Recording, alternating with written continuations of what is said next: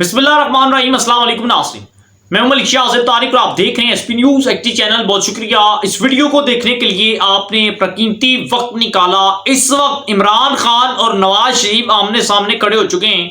तकरीबन 6 दिन का ऐसा फासला तय कर लिया गया है, ऐसा फासला कायम कर लिया गया है दोनों पार्टियों ने एक दूसरे के दरमियान कि इन 6 दिनों के अंदर आपको पाकिस्तान की सियासत जो है उलट पुलट नजर आएगी और ऐसा नजर आएगा कि पता नहीं क्या होने वाला है। या तो फिर इस मैदान के अंदर इमरान खान बचेंगे या फिर इस सियासी मैदान के अंदर नवाज शरीफ और मुस्लिम लीग नून का सर ऊंचा रहेगा।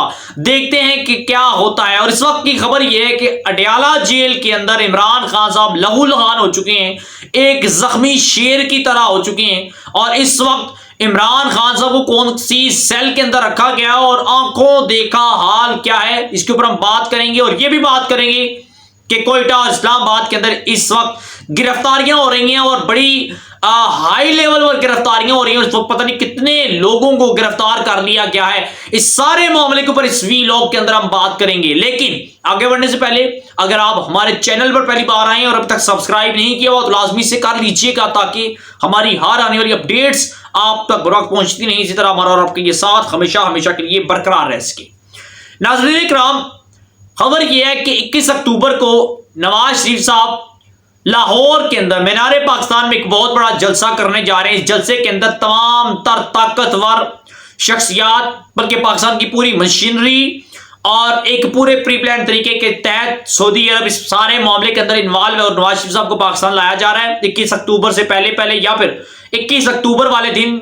और सबसे बढ़कर लाहौर मीनारे पाकिस्तान जब जलसा लगा होगा, पंडाल सजा होगा, तो नवाज शरीफ साहब एक खसूसी हेलीकॉप्टर के जरिए, एक खसूसी तैयारी के जरिए उस जलसे के अंदर लैंड करने की इतलात आ रही है। ऐसा को प्लान बनाया गया है। अगर उस जलसे के अंदर लाखों लोग शमूलियत इख्तियार करते हैं और इमरान खान साहब का उस जलसे का रिकॉर्ड तोड़ते हैं, तो नवाज शरीफ साहब 100% ये बात है कि वो उस जलसे के अंदर पहुंच जाएंगे। 21 अक्टूबर को जलसा नवाज शरीफ साहब ने तय किया था और उससे पहले 15 अक्टूबर को पाकिस्तान तहरीक इंसाफ ने लिबर्टी चौक लाहौर के अंदर गवर्नमेंट से जलसे की इजाजत मांग ली। उस जलसे के अंदर तो यह बात तो तय है कि इमरान खान साहब तो नहीं होंगे, लेकिन सेंट्रल पंजाब के जो रहनुमा हैं उन्होंने लाहौर लिबर्टी चौक के अंदर तहरीक इंसाफ के जलसे की इजाजत मांग ली है, ताकि वो आमदा इंतखाबात के हवाले से मजीद लाएअमल के हवाले से उसका ऐलान करेंगे।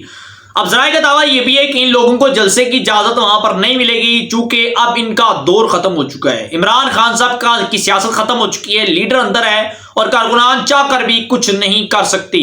और कारकुनान या सेंट्रल पंजाब कमेटी या पार्लिमानी इनकी जमात की जो कमेटी, अगर वो चाहे हुए जलसा की इजाजत मांगे तो शायद नहीं मिलेगी, चूंकि पार्टी लीडर खुद अंदर है और उसके ऊपर साइफर केस और 9 मई जैसे मुकदमात इस पार्टी के ऊपर बने हुए हैं।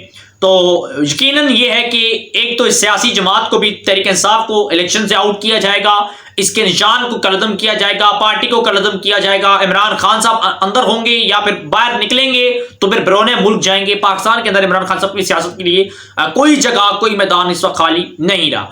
और 15 तारीख को एक लिबर्टी चौक के अंदर इन्होंने ऐलान किया और 21 अक्टूबर को मुस्लिम लीग नून अपना पावर शो दिखाने जा रही है। इसके बाद दूसरी खबर आज के दिन की ये है कि इमरान खान साहब इस वक्त जख्मी शेर की तरह हो चुके हैं, बिल्कुल अकड़ चुके हैं, सूख चुके हैं, बदन सूख चुका है, कमजोर और पतला हो चुका है। इमरान खान साहब जहनी तौर पर भी यादाश्त अपनी काफी हद तक कमजोर हो चुकी है। खान साहब की वो एक्टिविटीज नहीं रही, वो पेशरफ्त नहीं रही, वो एक्सरसाइज नहीं रही, बल्कि खान साहब इस वक्त तक उस जेल की छोटी सी सेल के अंदर मौजूद हैं, जहां पर जराए के मुताबिक इमरान खान साहब के करीबी जराए के मुताबिक कि जिस सेल के अंदर इमरान खान साहब मौजूद है वहां पर नमाज पढ़ना भी बड़ा मुश्किल है। यानी कि बड़ा तंग सा कमरा है, बड़ा छोटा सा, जहां पर इमरान खान साहब खुद खड़े भी नहीं हो सकते। उस सेल के अंदर इमरान खान साहब को रखा गया और इमरान खान साहब वहां पर शायद नमाज भी अदा मुश्किल से कर पा रहे हैं या फिर नहीं कर पा रहे। ऐसी खबर पाकिस्तान तहरीक इंसाफ की तरफ से सामने आई है। और एक खबर यह भी आ रही है कि अगले 24 घंटे बड़े आम है और अगले 24 घंटों के अंदर پاکستان تحریک انصاف یعنی کہ عمران خان صاحب ڈیل کرنے والے ہیں اور ڈیل کر کے ذرائع کے مطابق اسلام آباد کی فضاؤں کے اندر ملاقاتیں ہو رہی ہیں اور عمران خان صاحب کے لیے کوئی درمیانی رستہ نکالا جا رہا ہے، جس کے اندر ذرائع کے مطابق عمران خان صاحب کی سابقہ اہلیہ جمعہ اور سعودیہ عمران خان صاحب کو اس ملک سے نکالنے میں اور نواز شریف صاحب کو اس ملک کے اندر لانے میں بھی اپنا عام رول ادا کر رہا ہے۔